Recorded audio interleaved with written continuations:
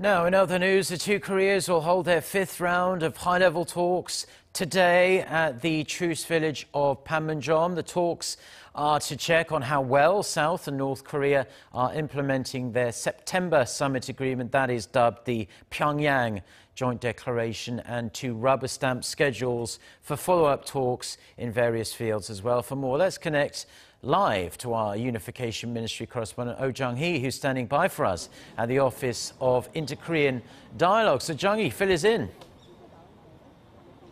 Mark, in about 3 hours from now, high-level delegations from the two Koreas will be meeting each other at the Peace House, located on the South Korean side of the border village of Panmunjeom. As you've mentioned, this is the fifth round of high-level talks between the two Koreas this year alone, coming a month after the current leaders of Seoul and Pyongyang had their third summit of 2018 in the North Korean capital. The South Korean delegation is to leave Seoul in roughly 30 minutes.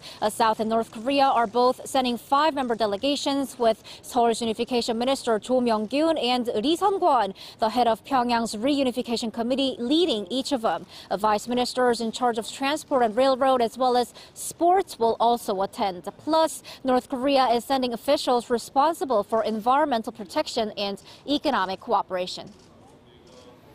And Jung-hee, so it's apparent the two sides have plenty to talk about.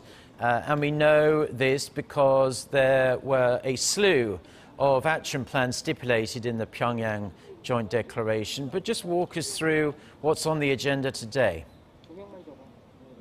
Well, Mark, it seems the two sides will focus much of their attention on their railway and road connection plans. When Seoul's Unification Minister Jo Myung-kyun visited Pyongyang earlier this month, he specifically pointed to rescheduling and beginning joint railway inspections as an imminent issue to be dealt with. Well, South Korea initially planned to send a research team over to the north in late August for inspections, but that failed because the UN command disapproved of it. This matter is a high priority for Seoul and Pyongyang because it's stipulated in September summit agreement that they hold a groundbreaking ceremony within this year for related constructions.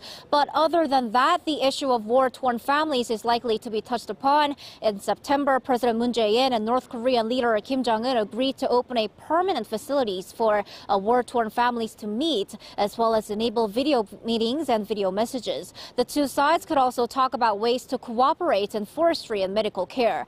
Both the vice sports ministers of the two sides are also taking part in today's talks. That could mean Seoul and Pyongyang kickstart discussions on forming joint teams for future international sports events, including the 2020 Summer Olympics, and launching a joint bid to host the 2032 Summer Olympics. A concert by North Korea's art troupe could also be on the table as they're visiting Seoul this month as a reciprocal visit following a performance by South Korean artists earlier this year.